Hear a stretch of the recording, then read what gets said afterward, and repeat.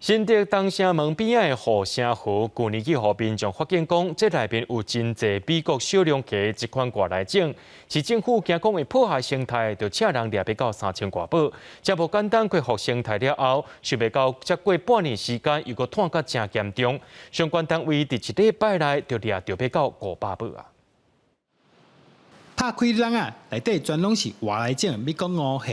新竹市政府去年开一段时间清除，总算恢复东门城、后城河的生态环境。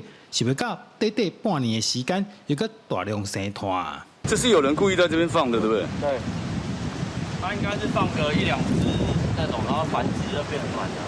它没有天敌，它繁殖很多，它就会占据我们的生态的一些资源啊。那其他的生物它就没有办法生活。美国乌虾俗称小龙虾，因为无天敌，生团较紧，只有赶紧派人在附近放笼啊，一礼拜就掠到500尾。攻击力也强，那它的破坏力也强，那基本上会在孔洞里面去筑巢，那它就去打洞。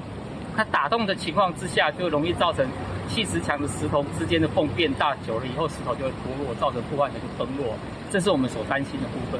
市府呼吁民众千万唔通任意放散外来种的生物，破坏原地的生态，那么相当会罚25万。记者刘君和新竹报道。